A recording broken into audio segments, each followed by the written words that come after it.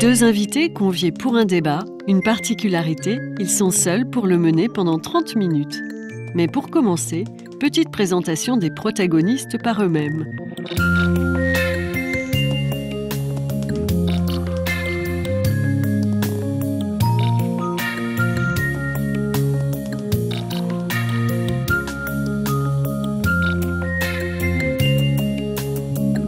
Alors on commence par vous, qui êtes-vous ? Donc je m'appelle Jean-François Colonna et depuis de nombreuses années, je fais de la recherche au Centre de mathématiques appliquées de l'École polytechnique. Et cette recherche, elle essaye de marier les mathématiques, la physique, l'informatique, dans le but de faire des expériences physiques dans un ordinateur. Pourquoi pensez-vous que c'est vous qui êtes là pour débattre ? Je pense que vous m'avez invité parce que je suis un spécialiste de la visualisation scientifique, que je m'interroge sur ces images, à quoi elles correspondent, est-ce qu'elles correspondent à quelque chose de réel, et puis aussi parce que j'ai l'habitude de les détourner à des fins artistiques. Deuxième invité, même préambule, qui êtes-vous ? Je suis Daniel Kuhnt, astrophysicien, je suis chercheur au CNRS et je travaille plus précisément à l'Institut d'astrophysique de Paris. Et à votre avis, pourquoi vous pour ce débat ? Parce que je suis astronome et que les astronomes ont un contact direct avec l'univers par le truchement de la lumière, donc ils sont producteurs d'images. Et c'est à partir de ces images que nous essayons de comprendre le monde. Top chrono, vous avez maintenant 30 minutes pour vous exprimer et vous écouter. Allez, c'est parti.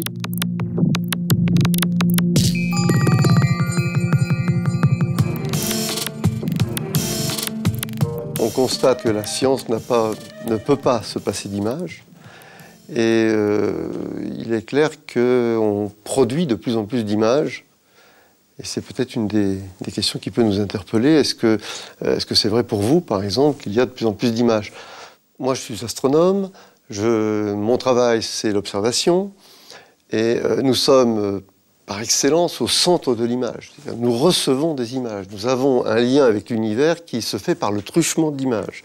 D'ailleurs, on parle de la vision de l'univers, on parle de l'image d'une galaxie, même si aujourd'hui, bien sûr, nous traquons de préférence l'invisible, puisque nous mettons en œuvre tout le spectre électromagnétique, depuis les rayons gamma jusqu'à l'infrarouge, en passant bien entendu par le visible. Mais le visible est un domaine extrêmement restreint de notre capacité à voir.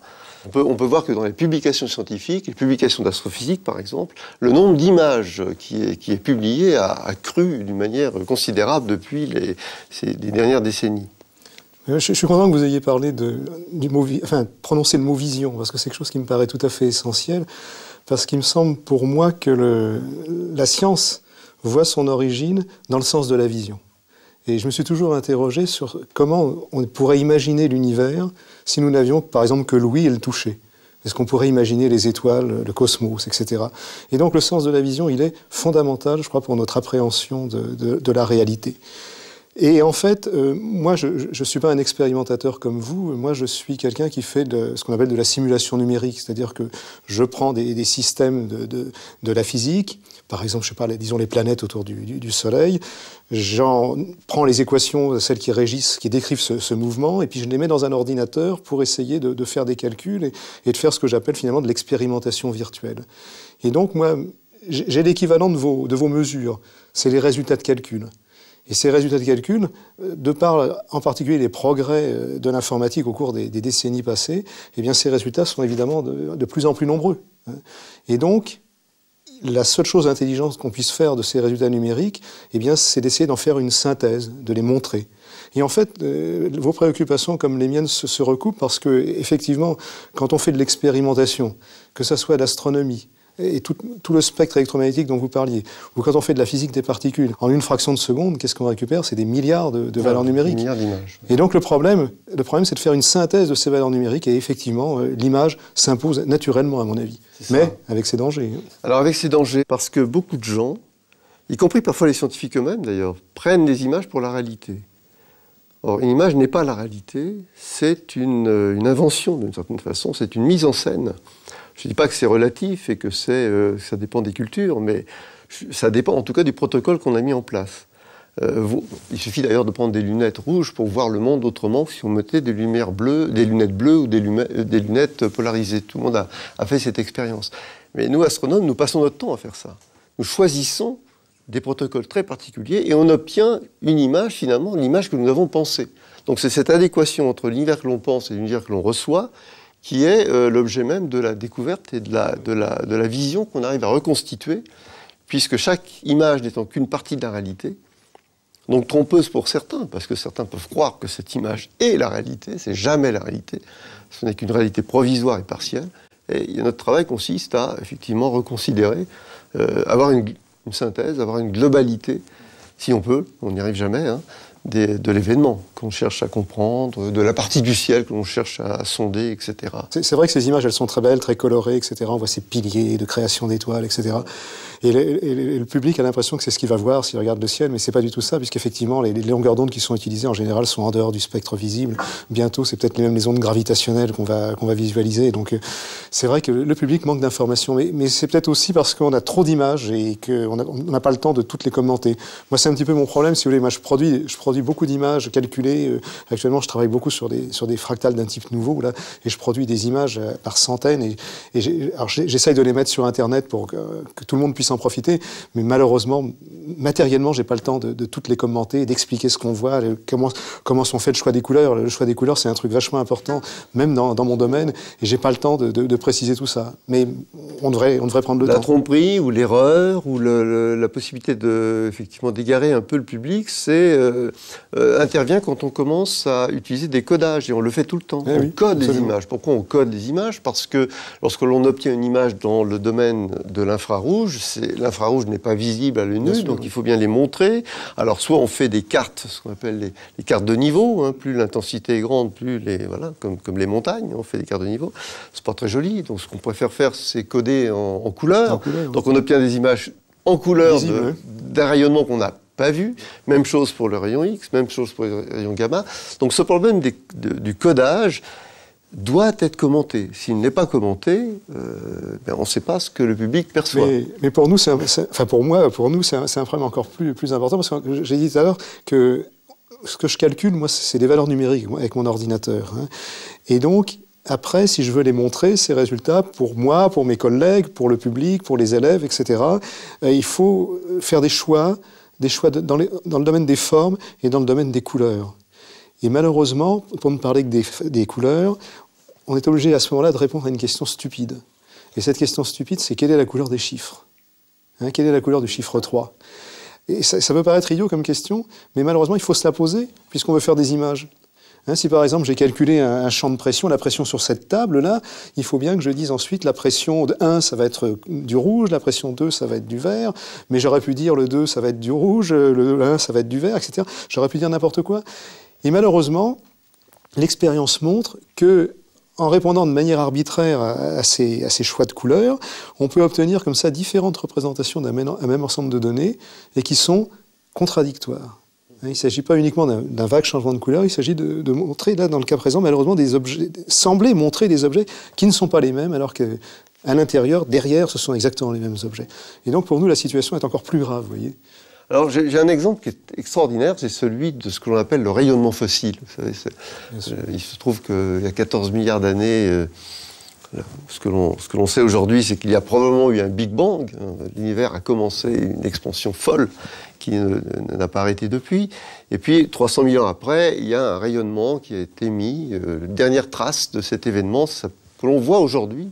Quand je dis voit, il y a déjà... Je parle de quelque chose qui n'est pas vrai, puisque c'est détecté, plutôt que vu, à l'aide de radiotélescopes. Cette image des radiotélescopes montre que c'est toujours la même lumière, enfin la même intensité partout, à 1 pour 100 000. Il y a des écarts de 1 sur 100 000. Comment voulez-vous montrer une image en faisant figurer des contrastes aussi faibles que 1 sur 100 000? Il faut tricher, là. Alors ce qu'on fait, c'est que les parties les moins intenses, on les code en bleu, les parties les plus intenses, on les code en rouge. Quand on montre ça à un public, le public est persuadé que le contraste est énorme. Oui. Parce que bleu, c'est très différent de rouge. En plus, il croit que bleu, c'est très froid, parce qu'on a la sensation, c'est de la sensation intuitive que le bleu, c'est le froid, et le rouge, c'est... Alors que c'est tout à fait l'inverse qui se produit. Donc il faut toujours coder, les codages que l'on fait, il faut toujours les expliciter, Et c'est un travail important qu'il faut faire, il faut bien avoir à l'esprit, sinon on transmet des erreurs. Et là en fait, déjà, on voit que c'est pas simple, ce problème de coloriage. Mais il y a une autre dimension, c'est les formes elles-mêmes. Si je veux montrer des images représentant, par exemple, ce qu'on croit être l'intérieur d'un proton, il faut bien choisir des couleurs, mais aussi des formes pour montrer les particules élémentaires. Alors, c'est quoi la forme d'un photon? C'est quoi la forme d'un électron? Et là, il faut insister énormément, effectivement, au niveau du public pour leur expliquer que ce qu'on montre là, c'est une vision, j'allais dire presque poétique de la réalité, alors qu'on ne sait pas. On ne sait pas, sauf au niveau mathématique, on ne sait pas ce que c'est. Et là, vraiment... oui, alors soit vous péchez par omission, soit parce que vous faites des choix. Oui, absolument. Et en plus, et c'est vrai aussi pour les images que l'on reçoit du ciel et la manière dont on les voit, il y a la représentation mentale que l'on se fait. On reconstitue parfois de manière tout à fait indépendante des choses qui n'existent pas, que l'on croit voir parce qu'on se les représente. Absolument. On a vu par exemple les images de Mars. La planète Mars a montré une certaine période d'une tête, un visage. Voilà. C'était une reconstitution mentale. On a bien vu que lorsqu'on augmentait la résolution de l'image, ça disparaissait complètement. Donc il y a tout ce travail-là qu'il faut faire, de vigilance, je crois, qui est d'ailleurs, je pense, au cœur même du travail scientifique, hein, la vigilance entre les sens que l'on a, et la pensée, et l'intuition et l'idée que l'on veut développer. Mais les images de la science soutiennent aussi l'intuition. Je pense qu'il y a quelque chose d'affectif là-dedans. Il ne faut pas... Tout le monde s'est émerveillé devant les images des galaxies ou l'image d'une comète. Il y a un aspect émotionnel. Je pense toujours que la raison et l'émotion vont de pair. C'est bien connu, on ne peut pas agir sans un peu d'émotion. On ne peut pas être purement cérébraux, et voilà. Mais c'était très vrai. Au début du siècle, les premières images des galaxies qu'on a obtenues, le grand cosmologiste Hubble, par exemple, publiait des images de ces galaxies, même si dans son texte, il n'en avait pas besoin pour étayer ses idées. Pourquoi a-t-on besoin d'images finalement? Moi, une de mes conclusions, quand même, c'est que plus la science se développe, plus elle devient contre-intuitive. Elle échappe à l'intuition de tout le monde, y compris à notre intuition à nous. C'est pas intuitif du tout. Non. Le comportement des particules de la mécanique quantique n'est pas du tout un comportement intuitif. Au contraire. Bon, et donc il faut accepter cette idée-là. Et alors, on va dans des registres d'abstraction de plus en plus importants. Et donc, il y a des gens qui sont très à l'aise là-dedans, hein, mais la plupart des gens ne le sont pas. Et même quand on est encore à l'aise, de temps en temps, on a quand même besoin, effectivement, de retomber sur ses pieds, je dirais. Hein. Et là, l'image sert. On a essayé d'évacuer, en particulier en mathématiques, au cours des décennies passées, l'image.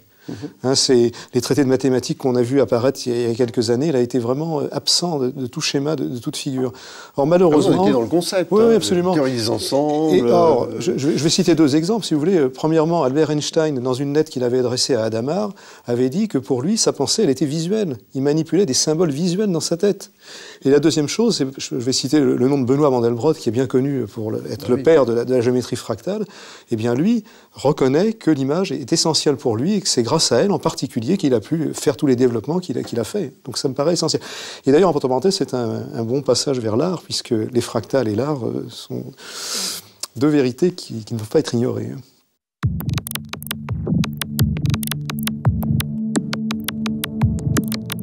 Alors ces images que l'on manipule sont terriblement artistiques, hein, disent certains.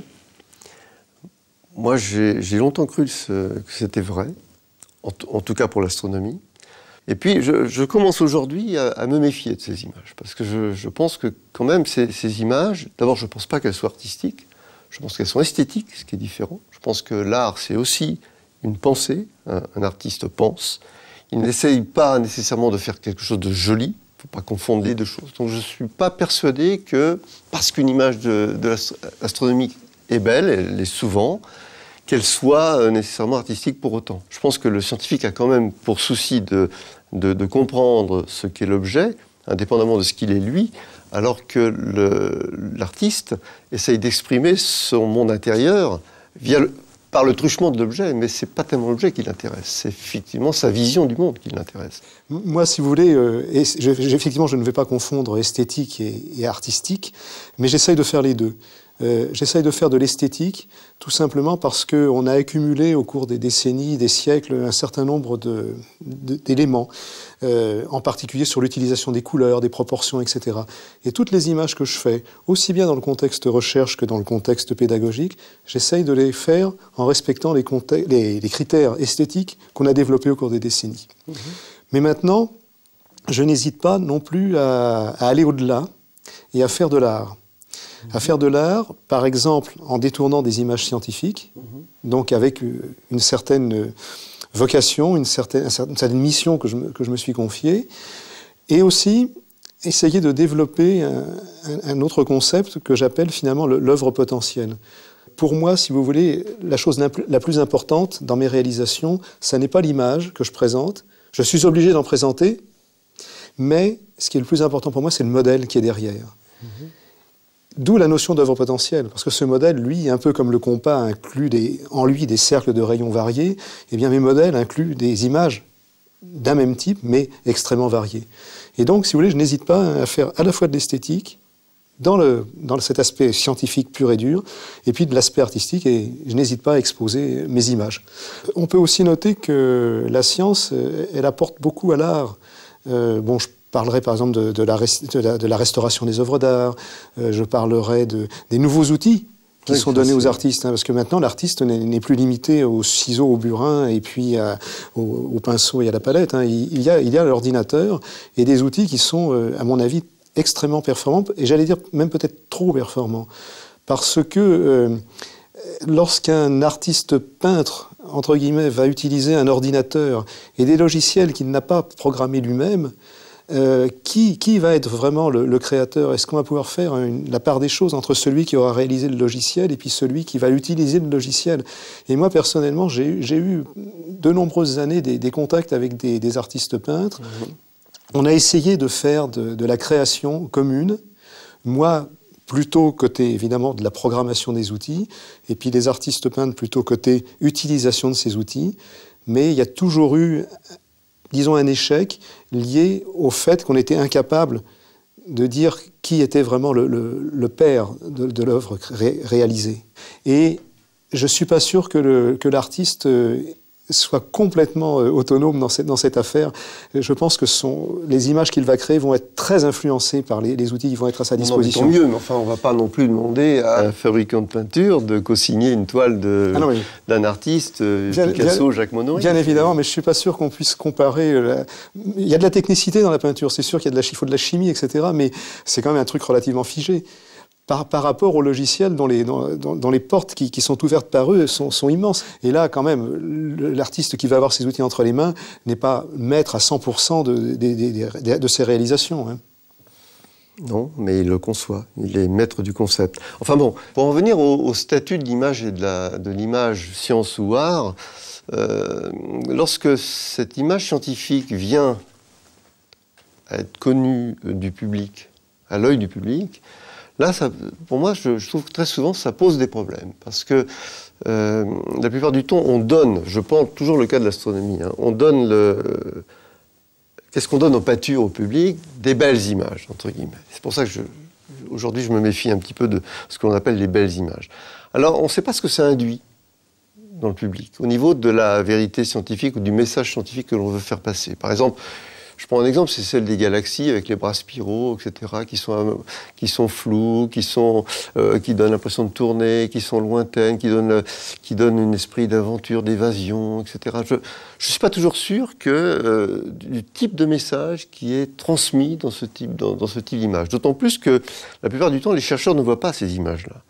Au mieux, ce sont les astronomes amateurs qui les voient parce qu'ils ont un tout petit peu technique, ils ont des télescopes qui permettent de voir toutes ces galaxies. Nous, on voit presque rien parce qu'on a d'immenses télescopes qui nous permettent de voir beaucoup mieux, mais une toute petite partie de ces objets-là et non pas l'ensemble. Donc on ne travaille pas sur ces belles images. D'abord, on ne travaille pas sur des images en couleur, on travaille sur des images en noir et blanc à travers des filtres différents, on fait de la spectroscopie, on fait des tas de choses qui sont complètement éloignées de ce que l'on montre au public. Donc je pense qu'il y a là que les images que l'on montre, elles ne sont pas du tout celles qui nous permettent de parler bribes de vérité qu'on essaye de récolter dans notre travail. Il y a quelque chose de complètement différent et qu'il faut arriver à harmoniser. C'est pas toujours très facile.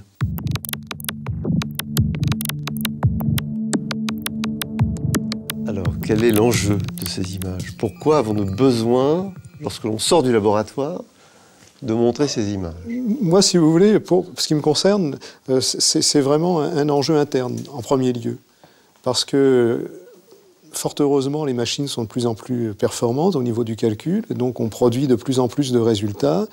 Et donc, on n'a pas d'autre solution pour appréhender ces résultats que d'en faire des images. C'est ça l'enjeu majeur pour nous. C'est un outil de synthèse, d'appréhension des résultats numériques. Voilà. Bah, je pense qu'en interne, c'est tout à fait fondamental. Oui, donc il faut effectivement mettre en place des logiciels spécifiques pour extraire des images dans toutes les coupes, dans toutes les temporalités, et pour essayer de comprendre le résultat final qui a été obtenu parfois après des heures et des jours de calcul. Voire plus. Voire plus, voilà. Quand vous avez... chez nous, l'exemple, c'est l'exemple de milliards de particules qui composent... chaque particule représente une étoile. Dans une galaxie, vous avez 2 galaxies qui rentrent en collision. Vous avez des milliards de particules qui sont toutes repérées à l'ordinateur, chacun par leur position, et qui chacune est dotée d'une loi d'interaction, qui est la loi de Newton, qui permet à ces particules d'interagir. Donc on fait tourner cette machine, et le résultat final, effectivement, il faut se le visualiser. On va obtenir des chiffres, des grilles de chiffres assez complexes, et il faut trouver là-dedans des coupes de représentation. Donc là, il y a une aide effectivement importante, sans laquelle l'intuition ne serait pas possible pour savoir si on s'est trompé, pour savoir où il faut aller, pour détecter des phénomènes qu'on n'avait pas anticipés au départ. Alors en interne, c'est extrêmement important, on en a recours de plus en plus, ça nous guide. Je pense qu'en externe, quand on parle à quelqu'un, on est encore plus obligé de le faire parce que, ce que j'ai déjà dit tout à l'heure, les sciences sont de moins en moins intuitives. Absolument. Et elles vont contre le bon sens. Oui. Elles vont, voilà.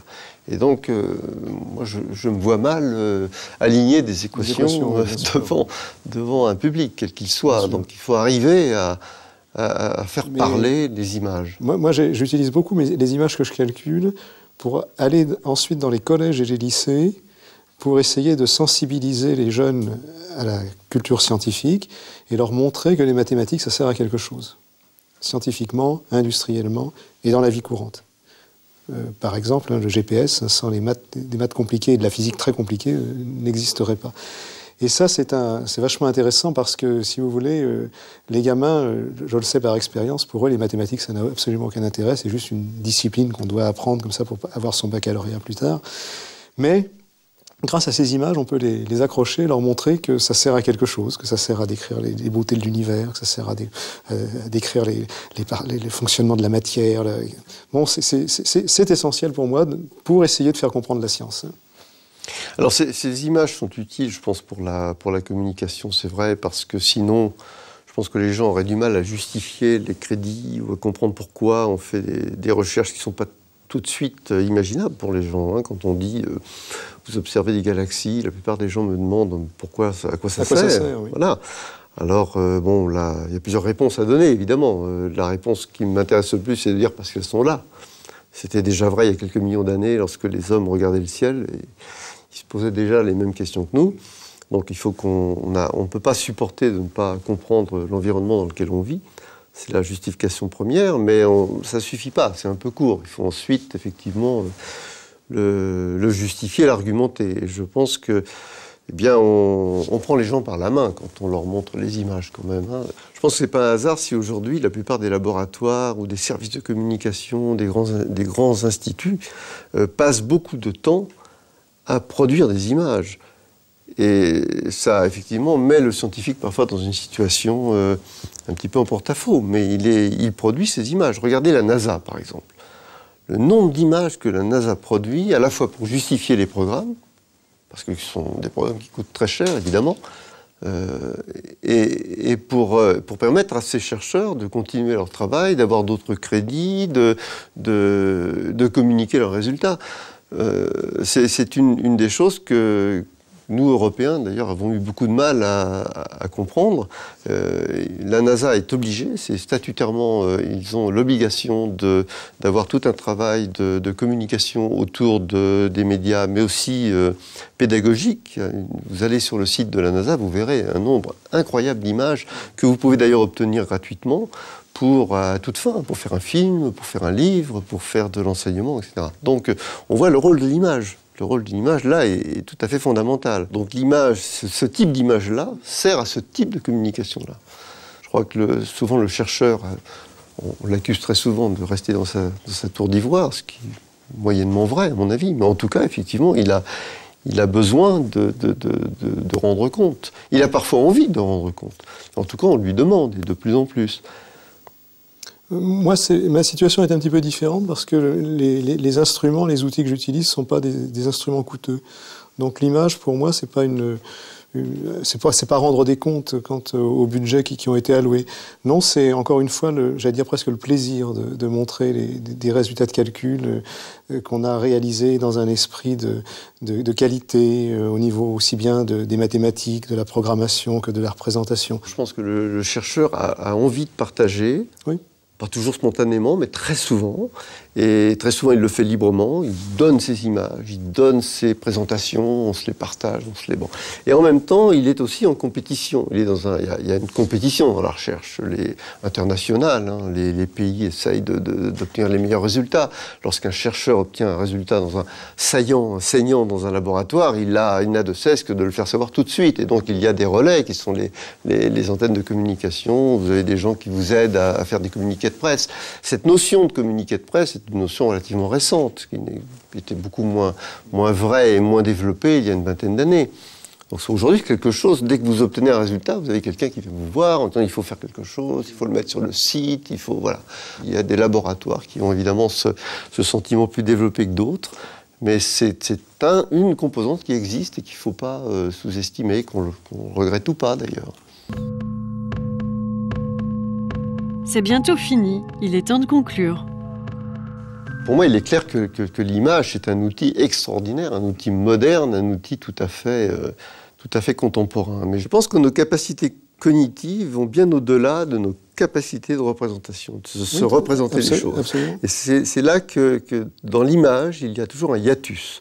Parce que nos sens, qui s'expriment par le truchement de la vision, etc., sont peut-être en deçà de notre capacité de notre cerveau à imaginer des concepts. Ça c'est évident, sinon on n'aurait pas fait les mathématiques qu'on a fait. Voilà. Ça c'est absolument évident. Oui. Donc il faut jouer, il faut réaliser ce beau couplage en étant le plus près possible de ce que l'on veut dire. Il nous manque certainement un ou plusieurs sens qui nous permettraient de voir beaucoup plus. Ouais. Voilà.